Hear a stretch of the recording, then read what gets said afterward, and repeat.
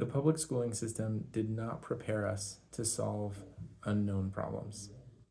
The schooling system today is primarily designed for learning things that have already been discovered. But what happens in your life when you have an impossible goal or a very massive goal that you don't know how to reach? This is when you need to step outside of everything you've learned in the public school system and start applying instead more of a scientific research approach process to accomplishing your goals. I like to refer to this as a working hypothesis. What you want to do, and ask yourself, what would need to be true in order for me to accomplish that goal? And then, because it's a big impossible goal and you don't know how to achieve it, you basically just say, this is my best guess. Based on everything I know right now or the research I've done, this is what I think I need to do in order to accomplish that goal. And then you set a 7-day timer. And at the end of the week, I'm going to review using the scientific method, hey, what did I learn from the past 7 days? Is this going to get me to my goal in the time frame I'm expecting, or is it not? And ideally, week after week, you're going to have this working hypothesis that's going to get better and better. Sometimes you'll do a huge pivot. Sometimes you'll just do a small tweak.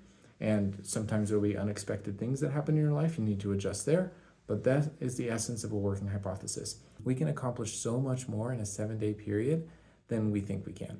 But we need a clear, actionable process.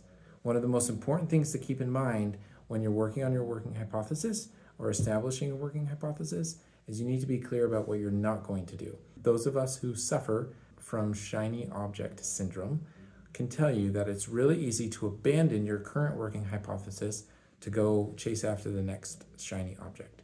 The working hypothesis is the best way I found to keep me on track. If I just am clear, this is what I'm testing this week, when new ideas come, I can write them in a note on my phone and say, hey, this is also a good idea. I don't have time to think about it right now because I'm going all in on what I think my working hypothesis is.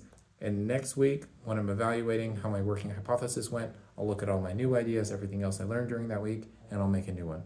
This makes it so even if you have a brilliant breakthrough or a brilliant idea, you can try it out within the next 7 days.